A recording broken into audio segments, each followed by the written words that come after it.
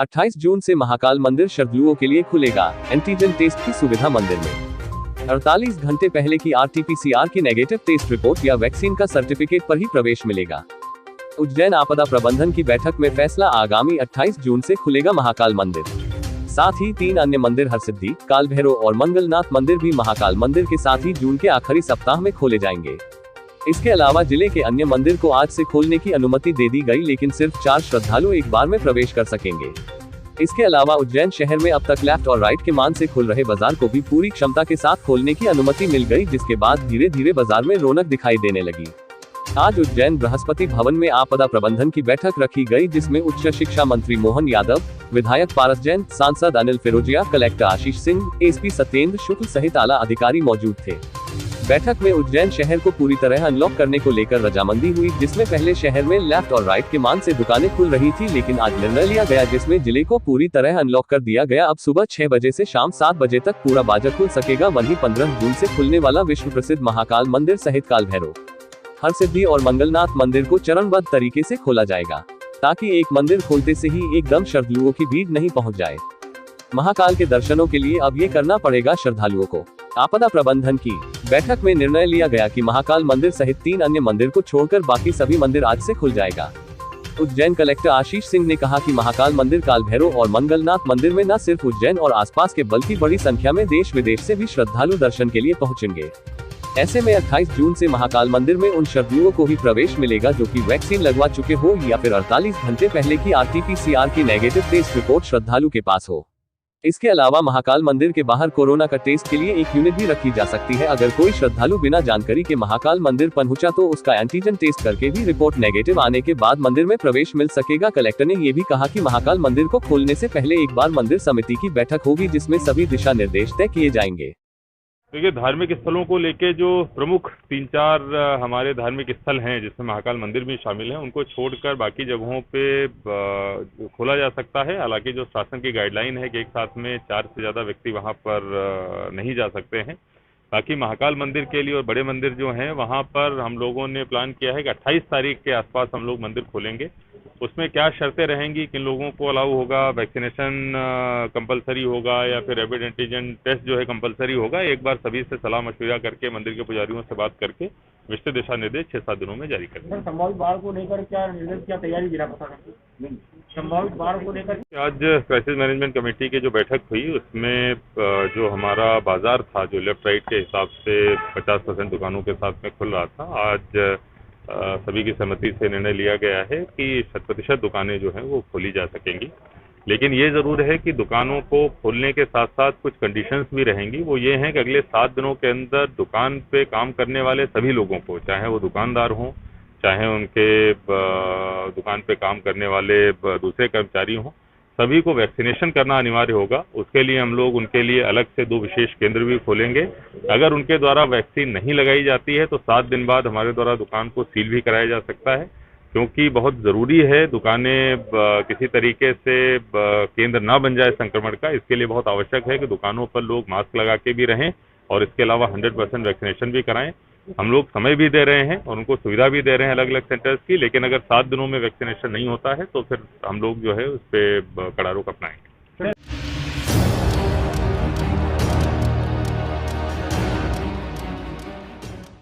Lockdown खुलने के बाद जुआ भी हुआ नागदा में लॉकडाउन खुलने के बाद अब जुआ भी अनलॉक हो गया है।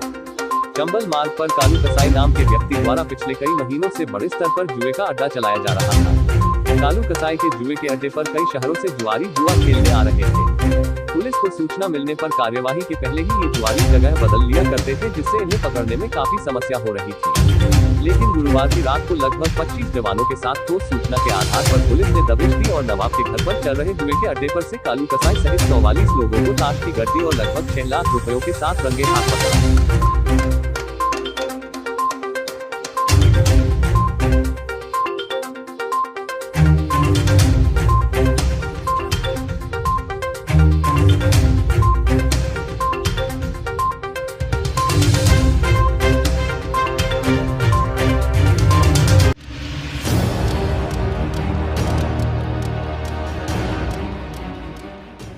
15 अक्टूबर के बाद इंदौर के लोग अपने राजवाड़ा को मूल स्वरूप में देख सकते हैं। आयुक्त नगर निगम स्मार्ट सिटी प्रोजेक्ट के तहत लंबे समय से राजवाड़ा, गोपाल मंदिर, गांधी हाल जैसी प्राचीनतम इमारतों का जीर्णोद्धार किया जा रहा है। कोरोना काल के चलते बार बार इस कार्य के पूरा होने का समय बढ़ाना पड़ रहा है। गुरुवार को निगम आयुक्त श्रीमती प्रतिभा पाल ने निगम अधिकारियों और आर्किटेक्ट कंपनी के इंजीनियरों अधिकारियों के साथ राजवाड़ा के जीर्णोद्धार कार्य का अवलोकन किया। श्रीमती पाल ने अधिकारियों को निर्देशित किया कि 15 अक्टूबर तक हर हाल में राजवाड़ा का जीर्णोद्धार कार्य पूरा किया जाए। आर्किटेक्ट कंपनी के अधिकारियों ने बताया कि राजवाड़ा के उत्तरी जले हुए भाग को मूल स्वरूप में बनाने का कार्य काफी कठिन है, जिसके चलते काफी समय भी लग रहा है। इसका कुछ मटेरियल यूरोप से आना है। साथ ही कोरोना काल के कारण काफी समय तक काम बंद करना पड़ा था। आयुक्त श्रीमती प्रतिभा पाल ने बाद में मीडिया से कहा कि 15 अक्टूबर के बाद इंदौर के लोग अपने राजवाड़ा को मूल स्वरूप में देख सकेंगे। उन्होंने बताया कि राजवाड़ा के बाकी और आंतरिक भाग को पुराने फोटोग्राफ और जानकारों की जानकारी के आधार पर पूरी तरह से मूल स्वरूप में आकार दिया जा रहा है।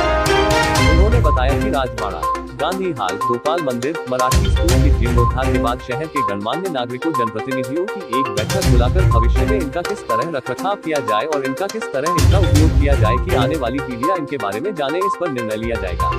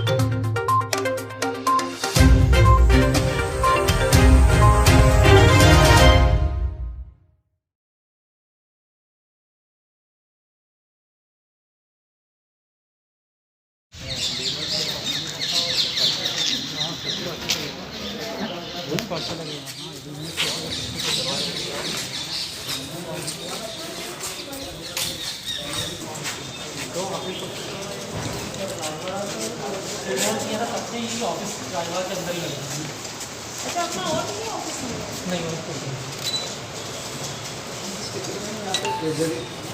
नहीं, पहले यहाँ पे और बहुत सारे ऑफिस थे, फिर राजवाड़ा में यहाँ पे आग लगी थी, तो उस वक्त फिर यहाँ सारे ऑफिस शिफ्ट कर दिए, केवल आजवाड़ी का ही ऑफिस था।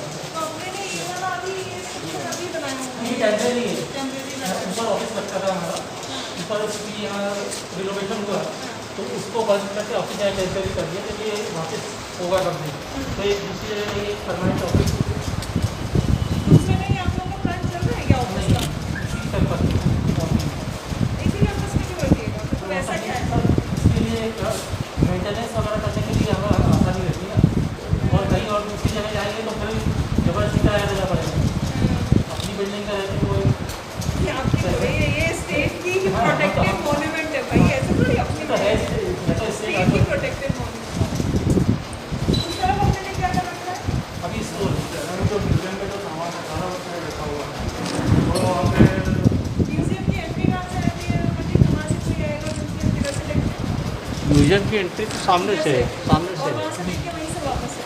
वहाँ से आकर के ये गेट से राजवाड़ा अपनी ऐतिहासिक विरासत है और काफ़ी लंबे समय से पूरे इंदौर को इंतजार है कि हम लोग इस बिल्डिंग का काम ख़त्म करें और अपने रेस्टोर्ड स्वरूप में राजवाड़ा और पहले से बेहतर नज़र आएगा, इसमें कोई दो राय नहीं है। अभी का जो हम लोगों की प्लानिंग है वो अगले 3 से 3.5 महीने 30 सितंबर से लेकर 15 अक्टूबर, क्योंकि इसका कुछ रॉ मटेरियल यूरोप से आना है, तो इस समय कुछ कोविड की वजह से शिपमेंट्स थोड़े लेट हुए हैं। तो जैसे ही हमारे पास रॉ मटेरियल 20-25 दिन में आ जाएगा, वैसे ही जो ऊपर की 3 मंजिलों का काम बचा हुआ है वो शुरू हो जाएगा। बाकी काम पैरेलल कुछ फिनिशिंग का बचा हुआ है वो लगातार होकर अगले 3 महीनों में ख़त्म हो जाएगा। तो हम लोग इस बार ये अपेक्षा कर रहे हैं कि अक्टूबर 15 तक ये बिल्डिंग पूरी तरीके से फिनिश होकर अपना जितना भी काम रेस्टोरेशन का हम लोगों को करना है हम लोग यहाँ से ख़त्म कर देंगे। और अक्टूबर माह में राजवाड़ा अपने ओरिजिनल स्वरूप में वापस दिखेगा। इसका आगे क्या हैंडओवर करेंगे या नगर निगम पूरा इसका मेंटेनेंस करेगा, किस तरह इस से? प्रकार अपने लोगों ने जितने भी हेरिटेज कंजर्वेशन जिन बिल्डिंग्स के करे हैं, जिसमें राजवाड़ा है, गोपाल मंदिर है, गांधी हॉल है, इसी तरीके से अपना मराठी स्कूल बन रहा है, इस तरीके इन सभी बिल्डिंग्स का क्या उपयोग होगा, हम लोग अडेप्टिव रीयूज़ इनका क्या करेंगे, इसको लेकर एक सिटी लेवल एडवाइजरी फोरम की बैठक हम लोग स्मार्ट सिटी में जल्दी ही बुलाएंगे, जिसमें सभी जनप्रतिनिधि और जो बुद्धिजीवी वर्ग है इस शहर का वो सभी लोग होंगे। उनकी सभी की राय लेकर इस पर ये निर्णय किया जाएगा कि इन सभी बिल्डिंग्स को हम लोग कुछ इस तरीके से इनका रीयूज़ करें कि आने वाली जनरेशन न सिर्फ इनके बारे में जाने बल्कि ये सस्टेनेबल भी हो सके। तो इसको लेकर एक बैठक आयोजित की जाएगी। ये मूल स्वरूप में बने, इसके लिए क्या क्या प्रयास किए गए हैं कि मूल स्वरूप में वापस आए राजवाड़ा, और किस आधार पर किए गए? इंदौर स्मार्ट सिटी ने अपने सभी जितने भी हेरिटेज कंजर्वेशन ग्राफ्स थे, पिछले आर्किटेक्ट के जितने भी प्लान्स थे, वो सभी देख करके किस तरीके की टेक्नोलॉजी इस्तेमाल हुई थी उस समय इन इमारतों के बनने में, उन्हीं सब का उपयोग किया है। आप देखेंगे चूने का, गुड़ का, कहीं फाइबर्स, इस तरीके की चीज़ों का, मेथी दाना इस्तेमाल हुआ है। वुड जो वुडन स्ट्रक्चर्स थे उनको वुडन स्ट्रक्चर रखा है। पुराने फ़ोटोग्राफ्स में जिस तरीके की चीज़ें, जैसे हम राजवाड़ा का ये ब्लॉक देखते हैं जो 1984 में जल गया था, लेकिन उसके कुछ पुराने फ़ोटोग्राफ्स थे तो उसको वापस से रिक्रिएट किया है। प्रयास बस यही किया है कि जिन लोगों ने उस समय इन बिल्डिंग्स को देखा है, जिस ओरिजिनल स्वरूप में देखा है, जब वो इसको वापस से देखें तो उनको इसको रीमेमोराइज कर पाएँ कि ये वही है जैसा इसका ओरिजिनल स्वरूप हुआ करता था। देश विदेश गांव शहर सब पे नजर, सबकी खबर, नया रूप है, नए है रंग, सबको समेटे अपने संग। आपका अपना शहर का सपना दैनिक अवंतिका, दैनिक अवंतिका, दैनिक अवंतिका। राजनीति, फिल्मी बातें, सब कुछ ही हम इसमें पाते। घर, होटल, ऑफिस या दफ्तर, क्लर्क, प्यून या हो फिर अफसर, सबका चहेता, सबका प्यारा दैनिक